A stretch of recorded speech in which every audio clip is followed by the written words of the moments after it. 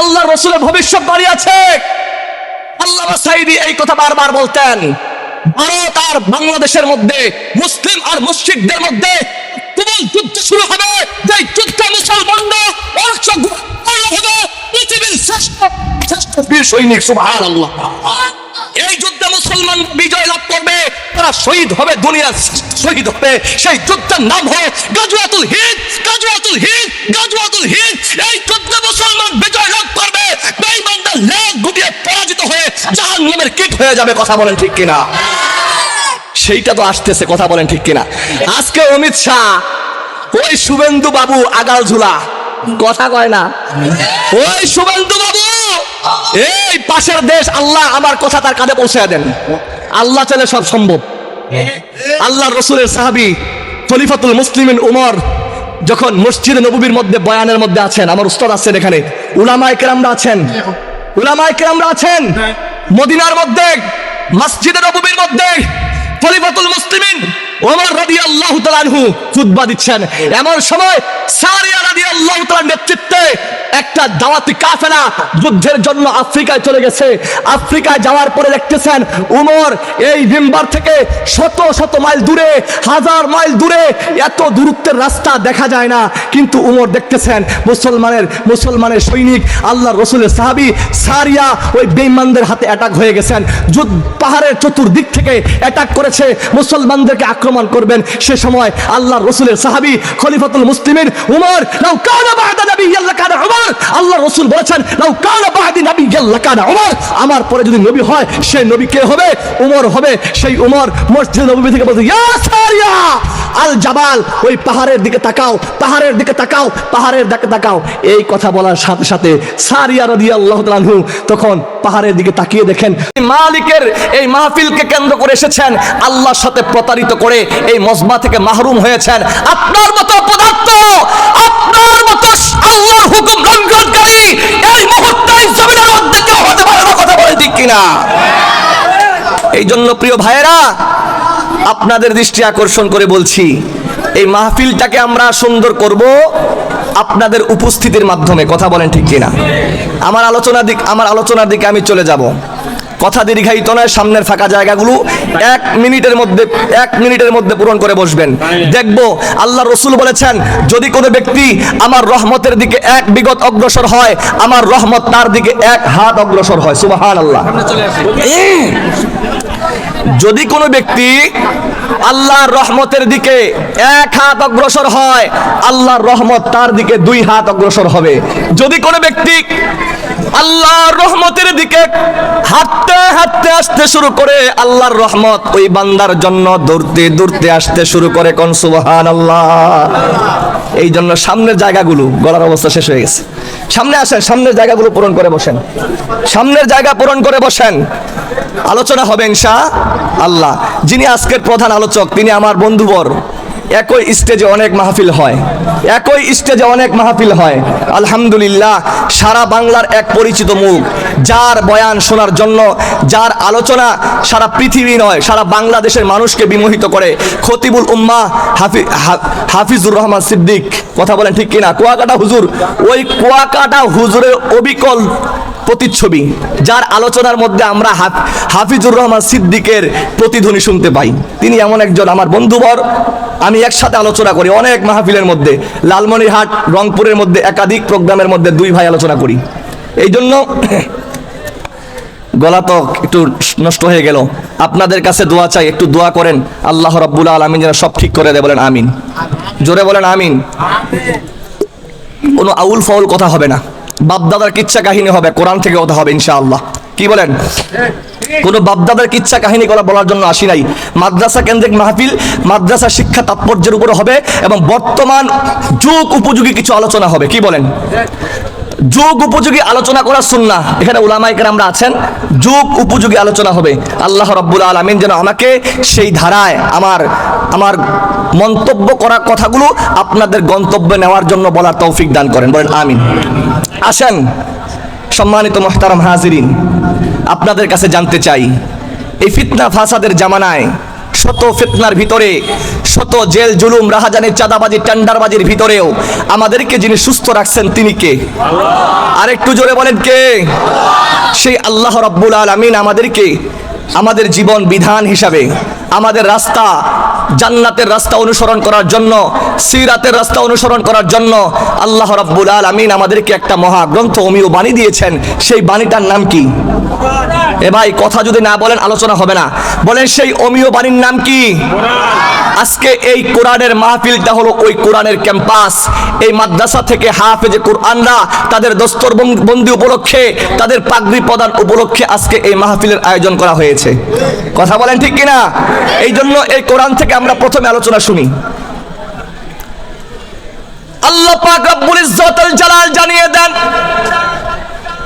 ও तमाम দুনিয়ার মানুষ, আমি আল্লাহ দুনিয়ার মানুষের হেদায়েতের জন্য, আমি আল্লাহ মানুষের পথ প্রদর্শক হিসাবে, আমি আল্লাহ মানুষের গাইড হিসাবে তোমাদেরকে এমন একটা মহাগ্রন্থ আমিও বানিয়ে দিয়েছি,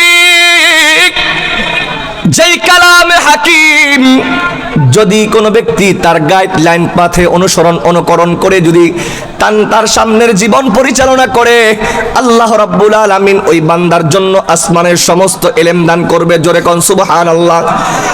আসমানের শুধু ইলম নয়, জমিনের সমস্ত ইলমের তথ্য ভান্ডারগুলি আল্লাহ তাআলা ওই ব্যক্তির জন্য আল্লাহ তাআলা তার সিনার মধ্যে দিবেন। যারা কুরআনুল হাকিমের ইলম অর্জন করবে, ওয়ামা মিন গায়িবাতিন ফিস সামাই ওয়াল আরদি ইল্লা ফি কিতাবিম মুবিন। জোরে জোরে বলেন সুবহানাল্লাহ। আল্লাহ বলেন, ওয়ামা মিন গায়িবাতিন ফিস সামাই ওয়াল আরদি ইল্লা ফি কিতাবিম মুবিন। যে তোমরা কি জানো এই কোরআন কেমন মহাগ্রন্থ? যে এই কোরআনের মধ্যে অস্পষ্ট বলতে কোনো কিছুই নাই। এই কোরআনের মধ্যে আসমানের সমস্ত ইলম রয়েছে, জমিনের সমস্ত তথ্য ভান্ডার রয়েছে, বাংলা ইংরেজি ম্যাথ থেকে শুরু করে যত শিক্ষা রয়েছে, যত ফিজিক্স কেমিস্ট্রি রয়েছে, যত সায়েন্টিফিক রয়েছে, যত সায়েন্স রয়েছে, সমস্ত শিক্ষা যদি পেতে চাও ও মুসলমান, তোমরা কোরআনের পৃষ্ঠা উল্টিয়ে দেখো। কোরআনের ইলম তোমার সিনার মধ্যে অর্জন করে নাও, কোরআনকে সংরক্ষণ সংবরণ করে নাও। এই কোরআনই হলো তোমাদের জন্য মুক্তির মন্ত্র, এই কোরআনই হলো তোমাদের জন্য শাসনতন্ত্র, এই কোরআনই হলো তোমাদের জন্য জান্নাতের পথের মুসলমান। এই কোরআন এমন একটা গ্রন্থ রে যুবক ভাই, যে ব্যক্তি কোরআনের শিক্ষা অর্জন করবে, আল্লাহর হাবিব তো বলতে পারতেন দুনিয়ার মধ্যে সর্বোত্তম বান্দা তারা যারা দুনিয়ার মধ্যে সায়েন্টিস্ট হবে, যারা বিজ্ঞানী হবে তারা শ্রেষ্ঠ শিক্ষক। আল্লাহ তাআলা তো বলতে পারতেন দুনিয়ার মধ্যে বায়োলজি শিক্ষক যারা অর্জন করেছে তারা সর্বশ্রেষ্ঠ। আল্লাহ বলতে পারতেন বিসিএস ক্যাডার হইলে শ্রেষ্ঠ। আল্লাহর নবী বলতে পারতেন দুনিয়ার জাগতিক শিক্ষায় শিক্ষিত ব্যক্তিদের মর্যাদা তো বেশি। না না, আমার নবী, আপনার নবী পয়গম্বরে আরবী, দয়ার নবী, মায়ার নবী পবিত্র জবান দ্বারা বলে, ও আমার উম্মতের দল, শোনো শোনো, দুনিয়ার মধ্যে সর্বশ্রেষ্ঠ শিক্ষা কোনটা শুনে নাও। দুনিয়ার মধ্যে সর্বশ্রেষ্ঠ শিক্ষা কোনটা জেনে নাও। সেই শিক্ষা হলো কোরআনের শিক্ষা।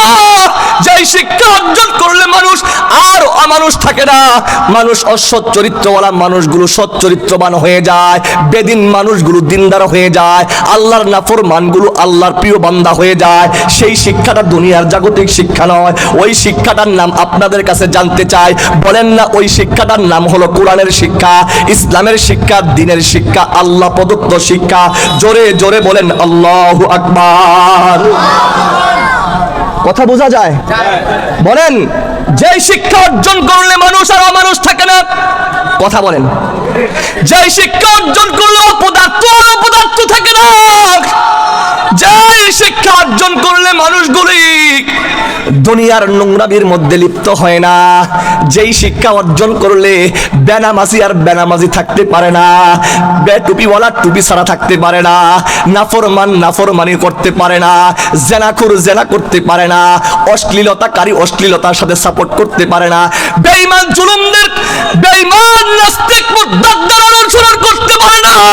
ওই শিক্ষাটা হইল দ্বীনের শিক্ষা, ওই শিক্ষাটা হইল কোরআনের শিক্ষা, ওই শিক্ষাটা হইল শরীয়তের শিক্ষা। শিক্ষা, যেই শিক্ষা সম্পর্কে পয়গম্বরে আরবি বলেন খায়রুকুম মান তাআল্লামাল কুরআন ওয়া আল্লামা, তোমাদের মধ্যে সর্ব উত্তম তারা কারা? দুনিয়ার মধ্যে যে ম্যাজিস্ট্রেট সে না, দুনিয়ার মধ্যে বিসিএস কারার সে না, দুনিয়ার মধ্যে এমপি মন্ত্রী মিনিস্টার সে না, দুনিয়ার মধ্যে বিসিএস কারার সে না, দুনিয়ার মধ্যে সর্বশ্রেষ্ঠ ওই ব্যক্তি যে ব্যক্তি আল্লাহর কালামকে তার সিনার মধ্যে সংরক্ষণ করেছে। ও যুবক ভাইরা, জোরে জোরে আমার মালিকের শুকর আদায় করে বলেন আলহামদুলিল্লাহ। বলেন আল্লাহ তাআলা তো আল্লাহর হাবিবের মাধ্যমে এটা জানিয়ে দিলেন। এখন আসেন আরেকটু সামনের দিকে চাই, আপনাদের কাছে জানতে চাই আমার আল্লাহর ছেলে আছে? জোরে কথা না বললে আলোচনা হবে না। আমি যে অসুস্থ, আমার আব্বা আছে এখানে বসে আছে, আমার আব্বা জানে, সবাই জানে অসুস্থ, কিন্তু দিনে এই প্ল্যাটফর্মে যখন কোরআনের মঞ্চে কথা বলি তখন আর জবানকে নিয়ন্ত্রণ রাখতে পারি না। এই জবান দিয়ে একমাত্র আল্লাহর কথাই আসবে, এই জবানটা আল্লাহর জন্য ব্যয় করব। কথা বলেন ঠিক কিনা? এ মুসলমান, কথা বলতে হবে। বক্তা যেমন শ্রোতা তেমন হতে হবে, যেমন অবস্থা তেমন ব্যবস্থা। কি বলেন ঠিক কিনা? কথা বলেন না? বক্তা তরুণ, ওয়াজ হবে দারুণ। আজকের প্রধান বক্তাও সেই আমার বন্ধু, একসাথে মাহফিল করি, আলোচনা শুনলে মুগ্ধ হয়ে যাবেন। কিন্তু আলহামদুলিল্লাহ আপনাদের দোয়া সারা বাংলায় আলোচনা করি, সারা বাংলাদেশ। আপনাদের দোয়ায় সারা বাংলাদেশের প্রতিটা জেলায় প্রায় শেষের দিকে, কিছু জেলা বাকি আছে, কয়েকটা হাতে গোনা। আপনাদের কাছে বলার কারণ কি? আমি তো আপনাদের এলাকার সন্তান। কথা বলেন না কেন? আমি কি আপনাদের এলাকার সন্তান না? আপনাদের এলাকার গর্ব। আরেকটা ফুটন্ত ফুল আমাদের সামনে উপস্থিত হয়েছে একটু আগে। আপনাদের সামনে যে গজল সঙ্গীত গিয়েছেন, আগামীর কর্ণধার হবে ইনশাআল্লাহ। কথা বলেন না কেন? আরে ভাই, যেটা সত্যি সেটাকে সত্যি বলতে হবে, সঠিককে সঠিক বলতে হবে। আল্লাহ প্রদত্ত এই সন্তানের মধ্যে আল্লাহ তাআলা ভয় ডরহীন ভাবে নাস্তিকদের ধুলাই করার জন্য একটা প্রতিভা দিয়েছে। কথা বলেন ঠিক কিনা? সে আগামীর কর্ণধার আমরা দেখতেছি। কথা বলেন না কেন? এই জন্য আলোচনা হবে ইনশাল্লাহ। আলোচনা শুনছেন কিনা জানি না আগে আমার এলাকার মানুষ, কিন্তু ইনশাল্লাহ যতটুক আলোচনা হবে ততটুক আলোচনার মতোই হবে। কোনো ঘুমানোর সুযোগ নাই, বসে থাকার সুযোগ নাই, জবান খুলতে হবে, না হলে এই জবান প্যারালাইজড হয়ে যাবে। এই হাত তুলে আল্লাহু তাকবীর বলতে হবে। এই হাতকে যদি ব্যবহার করতে না শিখি, রাম বাম নাস্তিক বেঈমানরা আমাদের মুখের মধ্যে থাপ্পড় মারবে। কথা বলে ঠিক কিনা? এই হাতকে সচল করতে হবে, এই হাতটাকে ব্যবহার করতে হবে, বেঈমানদের রক্ত চক্ষু উপড়ে ফেলতে হবে। কথা বলেন, রাজি আছেন? লিল্লাহে তাকবীর। এটা হইল না, এটা হইল না। লিল্লাহে তাকবীর, নারায়ে তাকবীর। ভাই জাগ্রত আছেন তো ইনশাআল্লাহ? আলোচনা হবে হবে। আচ্ছা, আল্লাহর কয়টা ছেলে মেয়ে আছে বলেন? তাহলে ওয়াজ বুঝতেছেন না? ওয়াজ বুঝতেছেন তো ইনশাআল্লাহ? আমার আরেকজন উস্তাদ আছেন এখানে, ওই যে মাহবুব স্যার, স্যারের কাছেও আমি পড়ালেখা করছি ইনশাআল্লাহ, প্রাইভেট করছি, স্যারের কাছেও ক্লাস করছি আমি। আমার উস্তাদরা আমাকে নিয়ে গর্ব করে, আমার উস্তাদরা আমার জন্য দোয়া করে। আলহামদুলিল্লাহ, উস্তাদদের দোয়ার ফসল, পিতামাতার দোয়ার ফসল। কথা বলেন ঠিক কিনা? স্যার আসেন, আমার আব্বাও আছে, আব্বাও আসেন, এখানে আসেন। বাবাদেরকে সম্মান করলে আল্লাহ তাআলা দেশ ও জাতির জন্য কবুল করবেন। কি বলেন ঠিক কিনা? আমার স্যার আছেন, আমার আব্বা আছেন, এখানে আসেন। এটা কিন্তু বরত্বের কিছু না। পিতামাতা হলো জান্নাত, হুমা জান্নাতুকা ওয়া নারুকা। কথা বলেন ঠিক কিনা? আমার বাবা যদি এই জায়গায় বসে, আমার বাবা নিজেকে বলবে যে এমন সন্তান জন্ম দিয়ে আমি গর্বিত বাবা। কথা বলেন ঠিক কিনা? কথা বলেন না কেন? এই জন্য আমার স্যার আলহামদুলিল্লাহ এখানে আছেন। তা আপনাদের কাছে আমি আলোচনা যাই, কি বলেন? যাবো ভাই? তাহলে আমার সাথে কথা বলেন। আল্লাহর কয়টা ছেলে, কয়টা মেয়ে? আল্লাহর বাবাকে বিশ্বাস করলে ঈমান থাকবে? আল্লাহর পরিবার আছে, আল্লাহর ছেলে মেয়ে আছে, আল্লাহর কোনো কিছুই নাই। আল্লাহ তাআলা তো এটা দলিল দিয়েছেন, কুল হুয়াল্লাহু আহাদ। বলেন আমি আল্লাহ এক, আল্লাহুস সামাদ, আমি আল্লাহ কারো মুখাপেক্ষী না। লাম ইয়ালিদ ওয়া লাম ইউলাদ, আমি কাউকে জন্ম দেই নাই, আবার কারো কাছ থেকে জন্ম নেই নাই রে মুসলমান। আমার আল্লাহকে আল্লাহর পরিচয় সুন্দর করে সূরাতুল ইখলাসের মধ্যে উপস্থাপন করেছেন। যদি এই আয়াতের তাফসীরের দিকে তাই সময় পাবো না, আমি আমার কাঙ্ক্ষিত আলোচনা আপনাদের গন্তব্যে নেওয়ার জন্য আলোকপাত করব। মুসলমান একটা কথাই বলতে চাই, আল্লাহর ছেলে নাই, আল্লাহর মেয়ে নাই, আল্লাহর পরিবার নাই, আল্লাহর কাউকে জন্ম নেয় নাই, কাউকে জন্ম দেয় নাই। সেই আল্লাহ রাব্বুল আলামিন ডাক দিয়ে বলি, ওগো পয়গম্বর, আপনি আমার উম্মতদেরকে জানিয়ে, আমার বান্দাদেরকে জানিয়ে দেন, আপনার উম্মতদেরকে জানিয়ে দেন, আমার সন্তান না থাকা সত্ত্বেও আমার সন্তানের অগ্রাধিকার দিয়েছি। আমার ছেলে নাই, মেয়ে নাই, আমার পরিবার পরিজন নাই। ওগো নবীজি, আপনি তাদেরকে জানিয়ে দেন, তারাই আমার পরিবার। আহলুল্লাহ, যারা কোরআনওয়ালা, আহলুল কুরআনিহুম আহলুল্লাহ, যারা কোরআনওয়ালা হবে তারাই আল্লাহওয়ালা হয়ে যাবে। সুবহানাল্লাহ। আর শুধু আল্লাহওয়ালা না, ওয়া খাসাতু, তারাই হলো আমার খাস অধীনস্থ, আমার নিকটস্থ, আমার পাশের, আমার সহচর, আমার সংলগ্ন মানুষগুলো। সুবহানাল্লাহ। এই জন্য এটা কোরআনের ক্যাম্পাস। আজকে কোরআনের হাফেজদের, কোরআনের পাখিদেরকে আমরা কি দিব? কথা বলেন না, কোরআনের পাগড়ি প্রদান করব। ও মুসলমান, আমাদের দেশটা হলো 1,47,570 বর্গ মাইলের দেশ। বলেন, 1,47,570 বর্গ মাইলের দেশ। অন্যান্য দেশের তুলনায় আদনা ছোট একটা দেশ, কিন্তু আল্লাহ তাআলা এত পরিমাণ দয়া করেছেন, বাংলাদেশ থেকে এত বেশি মহব্বত করেন। ও মুসলমান, বিশ্বাস যদি না হয় দেখো, প্রতি বছর কোরআনের প্রতিযোগিতা হয়, প্রতি বছর কোরআনের কনফারেন্স হয়, প্রতি বছর কোরআনের জলসা হয়, তামাম দুনিয়ার মধ্যে বড় বড় স্টেজ কায়েম করা হয়, যেই স্টেজের মধ্যে পৃথিবীর বিশ্ববিখ্যাত বিখ্যাত হাফেজ অ্যাটেন্ড করে। ওই কোরআনের ক্যাম্পাসের মধ্যে আল্লাহ তাআলা বাংলার কোরআনের হাফেজদেরকে অ্যাটেন্ড করে দেয়। এই হাফেজে কোরআন না, বিশ্বের সমস্ত বাঘা বাঘা দেশগুলোকে পিছনে ফেলিয়া, বিশ্বের বড় বড় দেশগুলোকে পিছনে ফেলিয়া মুসলমানরা কোরআনের মর্যাদা, কোরআনের সম্মান ইজ্জতকে বুলন্দ করে বাংলাদেশকে, বাংলার পতাকাকে তামাম দুনিয়ার মধ্যে প্রেজেন্ট করে, বাংলাদেশকে সম্মানের মালা পরিয়ে, বাংলাদেশকে সম্মানের জায়গায় উপস্থাপন করে, বাংলার জমিনে হাসি মুখে ফুলের মালা বরণ করে বাংলায় আগমন করে। কথা বলেন ঠিক কিনা? এ মুসলমান, আমি যদি এই কোরআনের শিক্ষার উপর কথা বলি কয়েক ঘন্টা আলোচনা করতে পারবো, কিন্তু না, আমি আমার মুখ্য উদ্দেশ্য, আমার বিষয়বস্তুকে সামনে রেখে আপনাদের কাছে এটাই বলতে চাই, কোরআনের দিক দিয়ে যদি বিবেচনা করতে হয়, বিশ্বের মধ্যে বাংলাদেশ সর্বশ্রেষ্ঠ হবে। বাংলাদেশ জনসংখ্যার দিক থেকে, বাংলাদেশ আয়তনের দিক থেকে, বাংলাদেশ বর্গ মাইলের দিক থেকে বাংলাদেশ ছোট হতে পারে, বাংলাদেশ কিন্তু কোরআনের দিক থেকে ছোট না। বাংলাদেশ তামাম দুনিয়ার মধ্যে শ্রেষ্ঠত্বের মুকুট ছিনিয়ে আনে। কথা বলেন ঠিক কিনা? 2 নম্বর পয়েন্ট, এ মুসলমান একটু গভীর মনোযোগ দেন। আল্লাহ রাব্বুল আলামিন এই কুরআনুল কারীম সম্পর্কে বলেছেন, এই কোরআন আমার, এই কোরআনকে সংরক্ষণ করব আমি আল্লাহ। এই কোরআন কোন জায়গায় সংরক্ষণ করে রে মুসলমান? ও যুবক ভাইয়েরা, ও আমার এলাকার মানুষেরা, ও আমার প্রিয় আপনজনেরা, আপনাদের কাছে বলতে চাই, আল্লাহ রাব্বুল আলামিন দুনিয়ার কোনো খাতার মধ্যে, কোনো পৃষ্ঠার মধ্যে, কোনো কাগজের মধ্যে, কোনো গাছের মধ্যে, কোনো পূর্বের মতো ওই জায়গার মধ্যে কোরআন সংরক্ষণ করেন নাই। আল্লাহ তাআলা শেষ জামানার জন্য কোরআন সংরক্ষণ করবে। ইন্না নাহনু নাযালনা যিকরা ওয়া ইন্না লাহু লাহাফিজুন। আল্লাহ বলেছেন, এই কোরআন আমি নাজিল করেছি, আর এই কোরআনকে আমি হেফাজত করব। কোথায় হেফাজত করবে?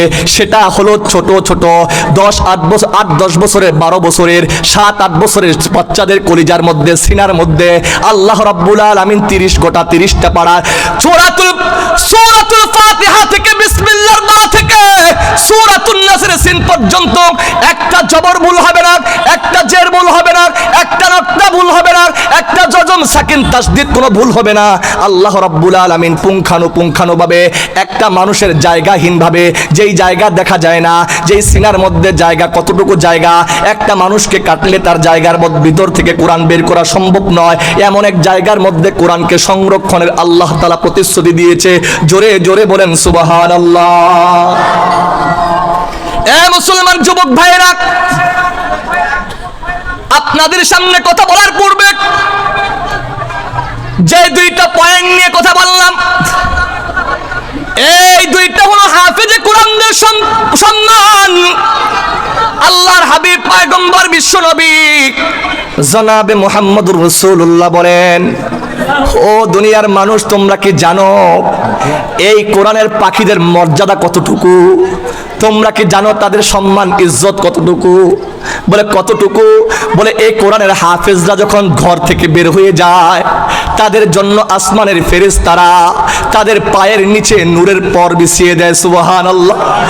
শুধু তাই না, মান সালাকা তরিকান ইয়ালতামিসু ফীহি ইলমান সাহহালাল্লাহু লাহু বিহি তরিকান ইলাল জান্নাহ। আল্লাহর হাবিবের পবিত্র জবানের হাদিসে নববী, আল্লাহর নবী ডাক দিয়ে বলে, ও তামাম দুনিয়ার মানুষ, যখন কোনো ব্যক্তি ইলমে দ্বীন শিক্ষার উদ্দেশ্যে ঘর থেকে বের হয়ে যায়, আল্লাহ রাব্বুল আলামিন কিছু পথ অতিক্রম করার কারণে তার জন্য জান্নাতের রাস্তাকে সহজ করে দেয়। সুবহানাল্লাহ। আমি শেষের দিকে আসব, কোরআনের গুরুত্ব সম্পর্কে শেষের দিকে আসব। বর্তমান বিশ্ব ব্যবস্থা, বর্তমান বিশ্ব প্রেক্ষাপট, পৃথিবীর স্ট্রাকচার সম্পর্কে আপনাদের সামনে একটু উপস্থাপন করতে চাই। পৃথিবীর মধ্যে সবচাইতে নির্যাতিত বর্তমান মুসলমানেরা। কথা বলেন। বিশ্বের মধ্যে সবচেয়ে বেশি অপমানিত, অপদস্থ, সবচেয়ে বেশি জুলুমের শিকার, সবচেয়ে বেশি মুসলমান নির্যাতিত। ও মুসলমান, তুমি নির্যাতিত হওয়ার পিছনে কারণ কি তুমি কি জানো? বর্তমান বিশ্বের মধ্যে মুসলমানের সংখ্যা 200 কোটির বেশি, প্রায় 250 কোটির কাছাকাছি। বলেন কত কোটি? বিশ্বের মধ্যে বর্তমান মুসলিমদের সংখ্যা 250 কোটির পাশাপাশি, তারপরে মুসলমান বেঈমানের হাতে বন্দী, তারপরে মুসলমান নাস্তিকদের লাল কুত্তার চামড়াদের কাছে আটক হচ্ছে, মুসলমানদেরকে রক্তাক্ত করতেছে, মুসলমানদেরকে বিদায় করতেছে, মুসলমানদেরকে জবাই করতেছে, মুসলমানদেরকে ফাঁস দিচ্ছে, মুসলমানদেরকে জানিয়ে দেয়, ও তামাম দুনিয়ার মুসলমান, তোমরা পাওয়ারলেস হয়ে গেছো, তোমাদের শক্তি নাই, তোমাদের সামর্থ্য নাই, আমাদেরকে কিছুই করতে পারবা না। কিন্তু পূর্বের ইতিহাস দেখেন, মুহাম্মদ রাসূলুল্লাহর আগমন যখন হয়েছিল, যখন মক্কার জমিনে মুসলমানরা প্রথম যুদ্ধের জন্য বদরের প্রান্তরে যান, মুসলমানদের সংখ্যা 313 জন ছিল। এই 313 জন নিয়ে রসকরই রমজান বেঈমানদের মোকাবেলা করেছিলেন। সবচেয়ে বড় সুপার পাওয়ার আবু জাহালকে ওই যুদ্ধের ময়দানে দুইটা ছোট ছোট বাচ্চা জাহান্নামের কীট বানায়া দিছে, আর মানুষদেরকে জানিয়ে দিছে মুসলমান সংখ্যায় কম হলেও মুসলমান ইমানের দিক থেকে কমতি না, মুসলমান তো জয়লাভ করবে ইমানের বদৌলতে, মুসলমান তো জয়লাভ করবে, মুসলমান তো জয়লাভ করবে আল্লাহর নসরতে। তাম পৃথিবীর মরল ওই টেম্পুর বাচ্চা, টেম্পুকে ডোনাল্ড ট্রাম্প। বলেন কে? আমেরিকার কুত্তা, লাল কুত্তার চামড়া। শোন, আমার সাথে বলতে পারবেন তো? কাউকে ভয় পাই না, কাউকে গোনার সময় নাই। কথা বলেন ঠিক কিনা? মুসলমান কথা বলেন, কাউকে গোনার টাইম নাই। কথা বলেন ঠিক কিনা? ওই আমেরিকার লাল কুত্তার চামড়া টেম্পুর বাচ্চা, টেম্পু। বলেন না টেম্পুর বাচ্চা, টেম্পু। এই টেম্পুর বাচ্চা মনে করতেছে নিজেকে সুপার পাওয়ার। আপনারা বলেন তো, এই টেম্পু কি আবু জাহেলের চেয়ে বড়? আবু জাহেলের চেয়ে বড় কি লিডার? ওই আবু জাহেলের পরিণতি কি হয়েছে বলেন না? ওই আবু জাহেলের মৃত্যু হয়েছে দুইটা ছোট্ট বাচ্চার হাতে। কথা বলেন ঠিক কিনা? এই দুইটা বাচ্চাই আল্লাহর রাসূলের সাথে, আল্লাহর রাসূলের সাথে যিনি যুদ্ধ করেছিলেন, রাসূলকে অপমান করেছিলেন, অপদস্থ করেছিলেন, ওই আবু জাহিল্লারে, ওই মূর্খের বাবাকে দুনিয়া থেকে বিদায় করে জাহান্নামের কীট বানাইছে। কথা বলেন ঠিক কিনা? যদি ওই দুইটা বাচ্চা যদি আবু জাহেলকে হত্যা করতে পারে, ও টেম্পু, তুমি কি মনে করো তুমি তার চেয়ে বড় সুপার পাওয়ার না, তার চেয়ে বড় শিক্ষিত না, তার চেয়ে বড় প্রভাবশালী নেতা না, যে নেতা মুহাম্মদের সাথে লড়াই করছে? কথা বলেন না কেন? আর আমরা তো মুহাম্মদের উম্মত। আমরা কি? তুমি তো যদি বড় হইতা, তোমার লড়াই হবে বাঘে বাঘে লড়াই হয়। আরে ভাই, কথা না বললে ওয়াজ হবে না। কিসের ইমান নিয়ে কথা শোনো আপনারা? বলেন তো, লড়াই কার সাথে হয়? বাঘ আর মশা হয় নাকি? হাতি আর মশা হয়? হাতি আর বাঘের সাথে ওর সমকক্ষ হতে বাঘে বাঘে লড়াই হবে, কি বলেন ঠিক কিনা? তাহলে আমার নবী ছিলেন বাঘ সিংহ, কথা বলেন ঠিক কিনা? তার বেঈমানদের মধ্যে আবু জাহেল লিডার ছিলেন, তার সাথে যুদ্ধ হয়েছে, আর ওই লিডারের মধ্যে মুহাম্মদ রাসূলুল্লাহ সাল্লাল্লাহু আলাইহি ওয়াসাল্লাম মারতে হয় নাই, এক ছোট্ট ছোট্ট বাচ্চার হাতে ছে জাহান্নামের কিট হয়ে গেছে, কথা বলেন ঠিক কিনা? তো বর্তমান ওই ডোনাল্ড ট্রাম্পের বাচ্চা টেম্পু কি মনে করে যে আমি আবু জাহেলের চেয়ে বড় লিডার? ওই টেম্পুকে মারার জন্য ওই যে নমরুদ মারছে একটা ল্যাংড়া মশা, তোর ল্যাংড়া মশাও লাগবে না, তোর এটম বোমার কোনো পাওয়ার থাকবে না, তোর পারমাণবিক বোমার কোনো পাওয়ার থাকবে না, তোর মিসাইল কোনো কাজে আসবে না। আফগানিস্তান দেখিয়ে দিয়েছে তোদের বোমা তোদেরকে নিক্ষেপ করতে হবে, কথা বলেন ঠিক কিনা? আফগানিস্তানে যুদ্ধ করছে কে? করে নাই, করে নাই। এক পর্যায়ে মাথা নত করে ল্যাস গুটিয়ে আফগানের জমি ছেড়ে পালাইতে বাধ্য হয়েছে ওই লাল কুত্তার চামড়া টেম্পুর বাচ্চা, কথা বলেন না কেন? এ মুসলমান, আপনাদের কাছে তিক্ত হলে আমাকে বলতে হবে। আপনারা জানেন যেখানেই ঘা হবে সেখানেই মলম লাগাইতে হবে। চুলকানি ভালো হওয়ার ঔষধের নাম কি? মলম।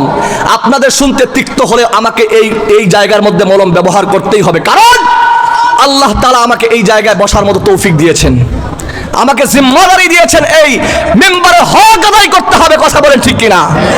এ প্রিয় ভাইয়েরা একটু শোনেন, আজকে নরেন্দ্র মোদী আগাল ঝুলা, বলেন আমার সাথে, আগাল ঝুলা। বেঈমানদেরকে এভাবে অপদস্থ করতে হবে, কথা বলে না কেন? বেঈমানদেরকে প্রতিহত করতে হবে। এ মুসলমান, ওই গরুর মুখখুর আর গোবরখুরেরা গরুর দুধখোরদের সাথে যুদ্ধ করতে চায়। আল্লাহু আকবার কয় না? কালকে বাসায় যে আল্লাহু আকবার কইেন, কালকে বলিয়েন আল্লাহ যে কথা বলবে না তার জবানকে আপনি ব্যবস্থা করে দিয়েন, তার অবস্থা আপনি করবেন, ব্যবস্থা করবেন। আপনারা বলেন ওই আগাল ঝোলা আমাদের পার্শ্ববর্তী দেশ, আমাদের প্রতিবেশীর হক আদায় করা ফরজ। ফরজ কি? ফরজ না, বরঞ্চ তাদেরকে মারা ফরজ। বর্তমান আমার 4 তারিখের পর থেকে ভারতের মধ্যে বিজেপি পশ্চিমবঙ্গের মধ্যে ক্ষমতায় এসেছে, আসার সাথে সাথে 2 দিনের মধ্যে 350 জন মুসলমানকে হত্যা করেছে, ঝুলাইছে। এটা তো নিউজে আসছে, নিউজ ছাড়া কত শত শত মানুষকে হত্যা করছে, কথা বলেন না কেন? এই মুসলমান, তোমার ভাইকে হত্যা করে আর তুমি বলো প্রতিবেশী, তোর প্রতিবেশী গোষ্ঠী গিলাই, কথা বলেন না কেন? তোর প্রতিবেশী গোষ্ঠী গিলাই, তাদেরকে উচিত শিক্ষা দিতে হবে। মুসলমান পারমাণবিক বোমা দিয়ে জয়লাভ করবে না, মুসলমান অ্যাটম বোমা দিয়ে জয়লাভ করবে না, মুসলমান মিসাইল দিয়ে জয়লাভ করবে না, মুসলমান জয়লাভ করবে নাসরুম মিনাল্লাহি ওয়া ফাতহুন করিব। জোরে বলেন ঠিক কিনা? আল্লাহর সাহায্যের মাধ্যমে। কার সাহায্যের মাধ্যমে? আরে আল্লাহর রাসূলের ভবিষ্যৎবাণী আছে। আল্লামা সাঈদী এই কথা বারবার বলতেন, ভারত আর বাংলাদেশের মধ্যে, মুসলিম আর মুশরিকদের মধ্যে এক তুমুল যুদ্ধ শুরু হবে, যে যুদ্ধে মুসলমানরা অংশগ্রহণ করলে হবে পৃথিবীর শ্রেষ্ঠ বীর সৈনিক। সুবহানাল্লাহ। এই যুদ্ধে মুসলমানরা বিজয় লাভ করবে, যারা শহীদ হবে, দুনিয়ার শ্রেষ্ঠ শহীদ হবে। সেই যুদ্ধের নাম হলো গাজওয়াতুল হিন্দ। গাজওয়াতুল হিন্দ, গাজওয়াতুল হিন্দ। এই যুদ্ধে মুসলমান বিজয় লাভ করবে, বেঈমানরা লাশ গুটিয়ে পরাজিত হয়ে জাহান্নামের কীট হয়ে যাবে, কথা বলেন ঠিক কিনা? সেইটা তো আসতেছে, কথা বলেন ঠিক কিনা? আজকে অমিত শাহ, ওই শুভেন্দু বাবু আগাল ঝুলা, কথা কয় না? ওই শুভেন্দু বাবু, এই পাশের দেশ, আল্লাহ আমার কথা তার কানে পৌঁছে দেন। আল্লাহ চাইলে সব সম্ভব। আল্লাহর রাসূলের সাহাবী খলিফাতুল মুসলিমিন উমর যখন মসজিদে নববীর মধ্যে বয়ানের মধ্যে আছেন, আমার উস্তাদ আছেন এখানে, উলামায়ে কেরামরা আছেন, উলামায়ে কেরামরা আছেন, মদিনার মধ্যে মসজিদে নববীর মধ্যে খলিফাতুল মুসলিমিন ওমর রাদিয়াল্লাহু তাআলা আনহু খুতবা দিচ্ছেন। এমন সময় সারিয়া রাদিয়াল্লাহু তাআলার নেতৃত্বে একটা দাওয়াতি কাফেলা যুদ্ধের জন্য আফ্রিকায় চলে গেছে। আফ্রিকায় যাওয়ার পরে দেখতেছেন উমর এই মিম্বার থেকে শত শত মাইল দূরে, 1000 মাইল দূরে, এত দূরত্বের রাস্তা দেখা যায় না, কিন্তু উমর দেখতেছেন মুসলমানের সৈনিক আল্লাহর রাসূলের সাহাবী সারিয়া ওই বেঈমানদের হাতে অ্যাটাক হয়ে গেছেন। পাহাড়ের চতুর্দিক থেকে অ্যাটাক করেছে, মুসলমানদেরকে আক্রমণ করবেন। সে সময় আল্লাহর রাসূলের সাহাবী খলিফাতুল মুসলিমিন উমর, লাউ কানা বা'দা নাবিয়্যান লাকানা উমর, আল্লাহর রাসূল বলেছেন লাউ কানা বা'দি নাবিয়্যান লাকানা উমর, আমার পরে যদি নবী হয় সে নবী কে হবে? উমর হবে। সেই উমর মসজিদ নববী থেকে বলছে, ইয়া সারিয়া আল জাবাল, ওই পাহাড়ের দিকে তাকাও, পাহাড়ের দিকে তাকাও, পাহাড়ের দিকে তাকাও। এই কথা বলার সাথে সাথে সারিয়া রাদিয়াল্লাহু তাআলা আনহু তখন পাহাড়ের দিকে তাকিয়ে দেখেন চতুর্দিক থেকে বেঈমানরা অ্যাটাক করেছে। সঙ্গে সঙ্গে প্রস্তুতি নিলেন, তাদেরকে প্রতিহত করলেন, যুদ্ধে জয় লাভ করে আসলেন। আসার পরে অন্যান্য সাহাবীরা বলতেছে, ও সারিয়া, আল্লাহ রসুল যে তোমাকে, আল্লাহ রসুলের সাহাবী উমর যে তোমাকে মসজিদে নববী থেকে যে বার্তা ডাক দিয়েছিল, ইয়া সারিয়া আল জাবাল, তখন কি শুনতে পেয়েছিলা? বলে, ওয়াল্লাহি, আল্লাহর কসম, আমার রবের শপথ, আমার রবের শপথ, আমি পাশে থেকে মানুষকে ডাকলে যেভাবে শুনতে পাই, ঠিক আমি সারিয়া খলিফাতুল মুসলিমিন উমরের ডাকটা ঠিক তেমনিভাবে শুনেছি। চিল্লায় কর আল্লাহু আকবার। তাহলে আমি আগাল ঝোলাকে বলতে চাই, ও শুভেন্দু বাবু, ও শুভেন্দু চক্রবর্তী, ও শুভেন্দু গরুর মুখুর গোবরখোর, ও শুভেন্দু বাবু, তুমি শোনো, আমার কথাটাও আল্লাহ তোমার কাছে পৌঁছে দিতে পারে। তোমাকে মারার জন্য, তোমাকে মারার জন্য বড় অ্যাটম বোমার প্রয়োজন নাই, তোমাকে মারার জন্য পারমাণবিক বোমার প্রয়োজন নাই, তোমাকে মারার জন্য মিসাইলের প্রয়োজন নাই, তথ্য প্রযুক্তির দরকার নাই। তোমাকে মারার জন্য আমার ওই দিকে তাকাও, তোমার ইতিহাসের দিকে তাকাও। 1929 সাল, বলেন কত সাল? ভাই পড়ালেখা করে বয়ান করি, কখনো আমি পড়ালেখা ছাড়া কখনো কথা বলি না। ইনশাআল্লাহ চেষ্টা করি যেন আল্লাহ তাআলা সঠিক কথাগুলো বের করে। কতবার বলেন? 1929 সাল। বলেন কত সাল? 1929 সাল। কথা বলতে হবে জোরে। কয় সাল? 1929 সাল। গুজরাটের এক কসাই, গুজরাটের এক নরপিশাচ, গুজরাটের একজন ক্ষুধার্তই শাতির রাসূল আমার রসুলকে নিয়ে একটা কিতাব লেখছে, আমার রসুলকে ব্যঙ্গাত্মক করে, আমার রসুলের চরিতার্থকে ভণ্ডামি করে, আমার রসুলের বিপক্ষে একটা বই লেখছে, আমার নবীকে নারী লুবি বলে একটা বই লেখছে। বইয়ের নাম হলো রঙ্গিলা রাসূল। নাউজুবিল্লাহ। জোরে কথা বল না কেন? জবান শুকরিয়া আদায় হবে জোরে কথা বললে, না হলে আল্লাহ এই জবানটাকে করে দিবে, প্যারালাইজড। কি হবে বলেন? প্যারালাইজড হবে। আল্লাহ দেখেন কে জবান খুলে কথা বলে না। বলেন 1929 সাল। কয় সাল? 1900। কোন জায়গার মানুষটা? গুজরাটের এই নরপিশাচ, এই জাহান্নামের কীট, এই বর্বর জাহেলের বাচ্চা আমার নবীর চরিতার্থ নিয়ে, আমার নবীর জন্ম নিয়ে, আমার নবীর বিবাহ নিয়ে, আমার নবীকে নারী লুবি বলে একটা কিতাব লেখছে, একটা বই লেখছে, যে বইটার নাম রাখছে রঙ্গিলা রসুল। কি রসুল? আমার নবীকে গালি দিয়ে লেখছে। তখন এই বইটা মুহূর্তের মধ্যে ভাইরাল, সারা ভারতবর্ষ পৌঁছে গেছে। ভারতের মানুষগুলো কি হয়েছে? আনন্দ। ভারতের হিন্দুগুলো, বেঈমানগুলা, নাস্তিকের বাচ্চাগুলা এই বইটাকে এত প্রচার করছে, তাকে পুরস্কার দিবে। বই লেখছে, তাকে লেখককে কি দিবে? লেখককে পুরস্কার দিবে। বিশাল স্টেজ করছে, যেমন আজকে আমাদের হাফেজদের পাগড়ি দিব, বিশাল আয়োজন না? এমন বিশাল স্টেজ করছে। স্টেজ করার পরে বলছে আগামীকাল 10টার দিকে 12টার দিকে তাকে পুরস্কৃত করা হবে, বা ওই ভারতবর্ষের সমস্ত বড় বড় বেঈমানদের লিডার দাওয়াত করছে, ওই জায়গার মধ্যে তার পুরস্কৃত করবে। তুই কত খুশি, আমি এত শ্রেষ্ঠ কবি হয়ে গেছি, আমার লেখা শ্রেষ্ঠ পুরস্কার পেয়ে যাবে। এক পর্যায়ে তার পুরস্কার সময় হবে। গুজরাটের মধ্যে একজন আল্লাহর বান্দা দাঁড়িয়ে গেছেন, নাম তার কোনো বড় আলেম না, বড় হাফেজ না, বড় মুফতি না, বড় মুজাদ্দেদ না, বড় আল্লাহ ওয়ালা না, তার নাম হলো ইলমুদ্দিন। তিনি একজন পেশায় কাঠমিস্ত্রি। বলেন নাম কি? কথা বলেন কি পেশায়? কি কাঠমিস্ত্রি। নাম কি? ইলমুদ্দিন। নাম কি? আল্লাহু আকবার। দিনের আলো। কি বলেন? দিনের এলেম, ঠিক না? এই ইলমুদ্দিন পেশায় কাঠমিস্ত্রি। তিনি ভাবলেন যে এটা তো আর সহ্য করা সম্ভব না, এটা তো আর সহ্য করা সম্ভব না। এই বেঈমানকে, এই শাতির রাসূলকে ভারতের জমিন থেকে যতক্ষণ পর্যন্ত জাহান্নামে পাঠাইতে পারবো না, ততক্ষণ পর্যন্ত আমি ইলমুদ্দিন শান্তিতে থাকতে পারবো না। কথা বলেন ঠিক কিনা? সঙ্গে সঙ্গে সঙ্গে সঙ্গে সঙ্গে সঙ্গে ইলমুদ্দিন তার পুরস্কার দেওয়ার জন্য হাতের মধ্যে ফুলের তোড়া নিয়ে আসছে। 1929 সাল 1929 সাল 1929 সালে এই বেঈমানকে দুনিয়া থেকে বিদায়ের জন্য, জাহান্নামে পাঠানোর জন্য হাতের মধ্যে ফুলের তোড়া আর পিছনে পিছনে ছুরি নিয়ে তাকে দুনিয়া থেকে বিদায় করবে। স্টেজে এসে বলে আপনার সাথে একটু কুলাকুলি করতে চাই, আপনাকে একটু মোয়ানাকা করতে চাই, আপনার পুরস্কার বুঝিয়ে দিতে চাই। তখন পুরস্কার নিতে আসছে আল্লাহর বান্দা ইলমুদ্দিন, রসুলের আশিক, রসুলের খাঁটি বান্দা উম্মত। ওই জাহান্নামের কীটকে ছুরি দিয়ে দুনিয়া থেকে বিদায় করে দিয়েছে। ওই সুরেন্দ্র মোদির বাচ্চা মোদি, ওই গরুর মুখখোর ঘুষখোর, ওই গরুর গোবর খুরেরা, ওই আগাল কথা বলেন ঠিক কিনা? এর আগাল ঝোলা শোন, ওই রঙ্গিলা রাসূলের লেখককে, তার নাম ছিল কি? রাজপাল। তার নাম কি ছিল? তার নাম কি ছিল বলেন? ওই বেঈমানের নাম কি ছিল? রাজপাল। ওই বেঈমানের নাম রাজপাল ছিল।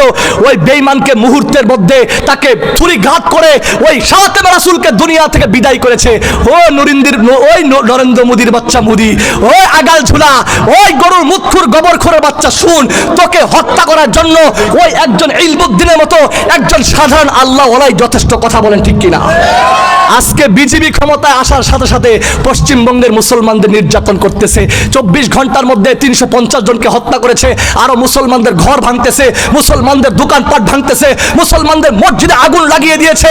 আবার বলতেছে তাদের গেরুয়া পতাকা নিয়ে, তাদের বড় ছুরি নিয়ে আন্দোলন করে, আর বলতেছে মুসলমানদেরকে ভারতের জমিনে রাখা যাবে না, তাদেরকে বাংলাদেশে পাঠিয়ে দিবে। আমি বলবো, ওই তোমরা কি জানো এই ভারত জমি কার? ভারত মুসলমান শাসন করেছে 1206 সাল থেকে। বলেন কয় সাল থেকে? প্রথম নির্ভরযোগ্য উলামায়ে কেরাম, শিক্ষিত সমাজ আছেন, একটু দাঁড়ান, শিক্ষিত সমাজ আছে, শিক্ষিত সমাজ আছে।